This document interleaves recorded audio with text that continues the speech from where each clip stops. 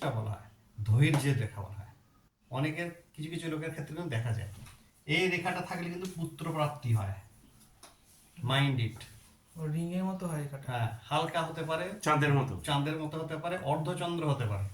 আচ্ছা, এই রেখাটা কিন্তু পুত্র প্রাপ্তি হয়। বোঝা গেল? তো এটা হচ্ছে রিং অফ সলোমন বলা হয়, ঠিক আছে, বা বৃহস্পতি রেখাও বলা হয়। বৃহস্পতি রেখাও বলে। বৃহস্পতি রেখাও বলা হয়, আচ্ছা আচ্ছা। কারণ বৃহস্পতির হাতেই থাকে এটা, কারণ এটা যে বুড়ো আঙুল যেহেতু মেনশন করে আছে, এটা বৃহস্পতির আঙুল। এইটা হচ্ছে ring of Saturn. Shani Rekha. Ring of Saturn, ring of Saturn. লিখে না লিখে তো পরবর্তী সব ভুলে যাবি, তখন ভিডিও থেকে লিখতে হবে। রিং অফ স্যাটার্ন কেন? স্যাটার্ন কি ডিপ্রেশন, আগেই বলেছিলাম, লিখে নিয়ে শুনে নেওয়া। স্যাটার্ন হচ্ছে ডিপ্রেশন বলেছিলাম। কারণ কেন স্যাটার্ন ডিপ্রেশন? কারণ স্যাটার্ন রিং থাকলে কি হয়, তাকে দুর্ভাগ্য নিয়ে আসতে বাধ্য।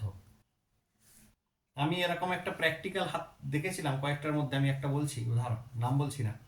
আমি একটি মেয়ের হাতে পেয়েছিলাম, তো মেয়েটির নাকি শুনেছিলাম যে দুর্দান্ত বাড়িতে বিয়ে হচ্ছে, অমুক হচ্ছে, তুসুক হচ্ছে। তারপর ছেলেটি সেরকম কিছুই করে না, একদম ভুলভাল কথা বলে ছেলেটি বিয়ে করে মেয়েটিকে। মেয়েটির হাতে পেয়েছিলাম এটা। এটাকে বলে রিং অফ স্যাটার্ন। শনির বলয়, শনির বলয়। আর একটা যেটা, এটা হচ্ছে বৃহস্পতি বলয়।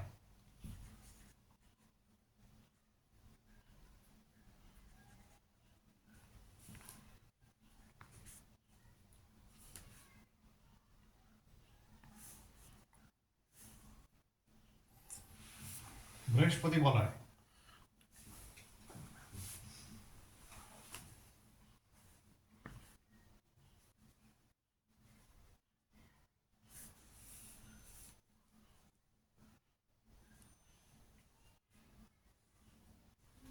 হ্যাঁ হ্যাঁ হ্যাঁ হ্যাঁ হ্যাঁ বাবারি।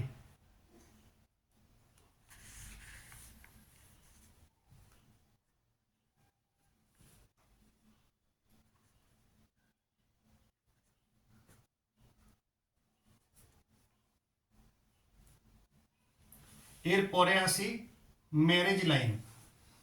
এই জায়গাটা, এই জায়গায় যে লাইনগুলো সেটা হচ্ছে ম্যারেজ লাইন। ম্যারেজ লাইনটা হচ্ছে একটাই রেখা, বুধের ওপর, এক্স্যাক্টলি। ম্যারেজ লেখা একটাই লেখা থাকবে বা একাধিক থাকতে পারে, বাকিগুলো কিন্তু অ্যাফেয়ার্স। ম্যারেজ লাইন এগুলো হচ্ছে। আবার এক ধরনের রেখা ওঠে এখান থেকে, এইটাগুলোকে বলে ডিজায়ার লাইন।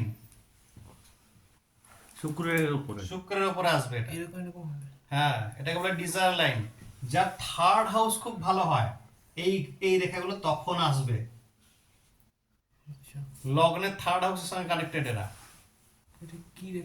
এগুলো হচ্ছে কোনো কিছু আমার পাওয়ার ইচ্ছা, খুব কামনার ইচ্ছা, এবং সেটাকে ফুলফিল করা, এই রেখাগুলোর কাজ।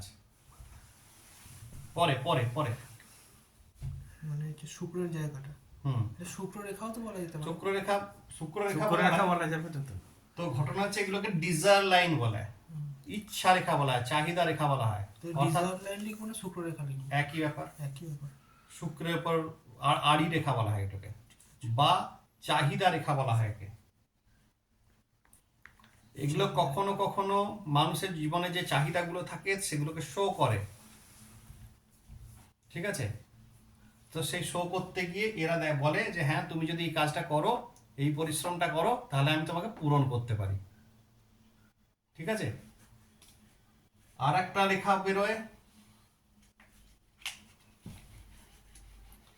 ঠিক আয়ুরেখার প্যারালালে, এইটাকে বলা হয় মার্শাল লাইন।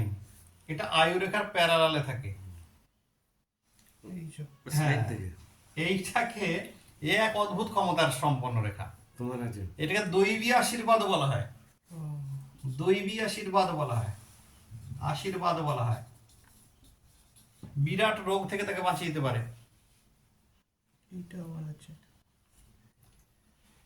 যে কোনো ভাবে হেল্প পাবে, ডুবতে ডুবতে বেঁচে যাবে। এটা হচ্ছে দৈবী আশীর্বাদ বলা হয় এটাকে। এটাকে বলা হয় মার্শাল লাইন বা মঙ্গল রেখা বলা হয় এটাকে। মঙ্গল রেখা। মার্শাল কথার অর্থ কি? এটা আর্মিতে ব্যবহার করা হয়। মার্শালের পিছনে বাকিটা মার্শাল কি করে? তাদের নির্দেশ দিয়ে নিয়ে যায়। ঠিক আছে, এটাকে বলে দৈবী রেখা বলা হয়। দৈবী রেখা কেন? দৈবী রেখা এই কারণে বলা হচ্ছে, এর ক্ষমতাটা হচ্ছে তাকে তার পুণ্যকর্ম দ্বারা তাকে রক্ষা করা। এইটা বোঝা গেল। এর মধ্যে যদি কোনো তিল টিল আসে সেটা আলাদা ব্যাপার, সেখানে তো পরের কথা। কিন্তু যদি এগুলো ক্লিয়ার হয়, কাট হয়, পরিষ্কার পরিচ্ছন্ন হয়, তাহলে কিন্তু এই রেখাগুলো আসবে। আর এক ধরনের রেখা বেরোয় বলি, এটা আমি খুব ইন রেয়ার কেসে পেয়েছি। এইখান থেকে এক ধরনের রেখা উৎপন্ন হয়, এটাকে বলে আধিদৈবিক রেখা, আধ্যাত্মিক রেখা। ওটা কি বুধ থেকে মঙ্গল। আধ্যাত্মিক মঙ্গল রেখা। মঙ্গলকে মঙ্গলের এই পাড় জুড়ে হবে, মঙ্গলকে ঘিরে রেখেছে। বা চন্দ্রকে পাড় জুড়ে এইরকম হতে পারে, বা এই অনেক রকমের হয়। এটা এটা এইরকম হতে পারে, এটা একটা এক ধরনের, এইটা এই ধরনের হতে পারে, এটা এক ধরনের, আবার এটা এই ধরনের হতে পারে। এক এক রকম ফল কিন্তু এক এক জায়গা থেকে ওঠার। এইটাকে বলা হয় ইমপ্রেশন লাইন। এটা হচ্ছে আধ্যাত্মিক জগতে সে কিন্তু সে যাই করুক না কেন, লোকে তাকে মানবে। অতি দৈবিক রেখা, আধ্যাত্মিক রেখা। অতি আধ্যাত্মিক রেখা।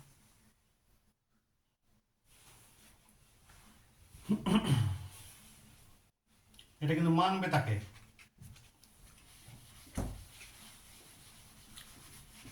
এটা খুবই রেয়ার, ইন রেয়ার কেস সেটা, খুব রেয়ার এটা। তবে আমি পেয়েছি।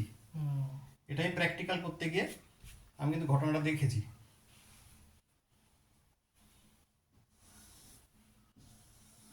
গেল, সমস্ত রেখাগুলো হয়েছে, কনসেপ্ট ক্লিয়ার। কনসেপ্ট ক্লিয়ার করার পর আর একটা ঘটনা হচ্ছে, কিছু রেখা থাকবে আড়ি তিরছি রেখাও, এদের একটা ভ্যালুয়েশন আছে। যেমন হচ্ছে কিছু থাকবে এরকম শাখা রেখা, ভাগ্য রেখার শাখা বেরোতে পারে।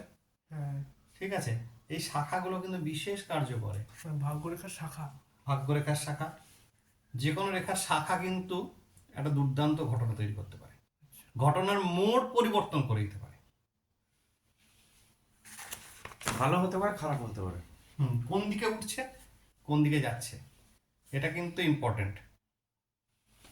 আর একটা হচ্ছে, এই শনি ক্ষেত্রে একটা উলম্ব রেখা তৈরি হয় ঠিক এই হার্ট লাইনের কাছে এরকম।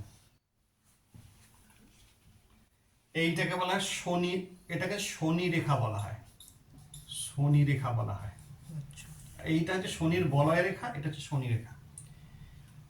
শনি রেখার কাজ হচ্ছে আফটার 48 ইনি ফিনান্সিয়ালি স্টেবল থাকবেন। 48 বছর বয়সের পর থেকে এর কিন্তু আর্থিক সংকট দূর হয়ে যাবে, যদি খুব আর্থিক সংকট তার চলছে এই মুহূর্তে।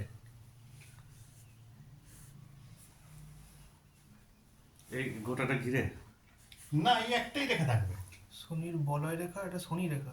হার্ট লাইনের উপর একটাই রেখা থাকবে, এইরকম একটা রেখা থাকবে। এটা অনেকের হাতে আমি দেখেছি, অন্তত 60% লোকের হাতে আমি দেখেছি। তবে শনির বলয় রেখা আর শনি রেখা আলাদা। হ্যাঁ, বলয় তো গোল, বলয় গোল। এটা তো লম্বা।